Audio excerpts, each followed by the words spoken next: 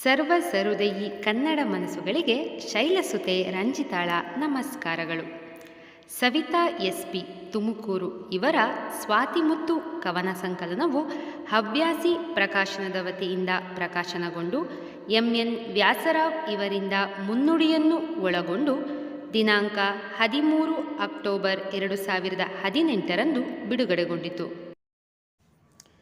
ಈ ಪುಸ್ತಕದಲ್ಲಿನ ಒಂದೊಂದು ಕವಿತೆಗಳು ಕೂಡ ಸ್ವಾತಿಮುತ್ತಿನಂತಿದ್ದು, ಅದರಲ್ಲಿ ಒಂದು ಕವಿತೆ ನದಿಯ ತಲ್ಲಣ. ಸಿಹಿ ನೀರಿನ ನದಿಗಳನ್ನೆಲ್ಲ ನುಂಗಿ ಉಪ್ಪು ಉಪ್ಪಾಗುವ ಕಡಲೆ, ನಿನ್ನ ಸೇರ ಬಂದ ನದಿಯ ಸಿಹಿ ಸ್ವಾದ ನಿನಗೆ ತಿಳಿಯುವುದಾದರೂ ಹೇಗೆ?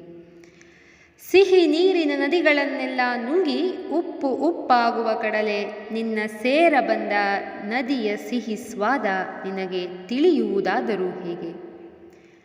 ನಿನ್ನ ಸೇರುವ ಹಪಹಪಿಯಲ್ಲಿ ಅದು ಸಾಗಿ ಬಂದ ಕಲ್ಲು ಮುಳ್ಳಿನ ಹಾದಿ, ಬೆಟ್ಟ ಹತ್ತಿ ಕಣಿವೆ ಇಳಿದ ಆತುರ ಕಾತುರ ತಳಮಳ ನಿನ್ನ ಅರಿವಿಗೆ ಬರುವುದಾದರೂ ಹೇಗೆ?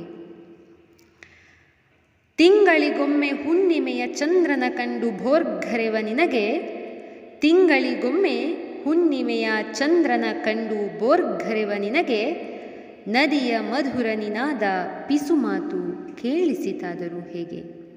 ನದಿಯ ಮಧುರ ನಿನಾದ ಪಿಸು ಮಾತು ಕೇಳಿಸಿತಾದರೂ ಹೇಗೆ? ಹೀಗೆ ಒಲವಿನ ಒರತೆಯಂತೆ ಸಾಗುವ ಇವರ ಕವಿತೆಗಳು ಇವರೇ ಹೇಳಿಕೊಂಡಂತೆ ನಾನು ಕವಿತೆಗಳನ್ನು ಬರೆಯಲಿಲ್ಲ, ಅವು ಬರೆಸಿಕೊಂಡದ್ದು ಎಂಬುವುದು ಅಕ್ಷರಶಃ ನಿಜವೆನಿಸುತ್ತದೆ. ಈ ಪುಸ್ತಕದಲ್ಲಿನ ಕವಿತೆಗಳು ಓದಿಸಿಕೊಳ್ಳುತ್ತವೆ ಎಂಬುದಕ್ಕೆ ನಾನೇ ಸಾಕ್ಷಿಯಾಗುತ್ತೇನೆ.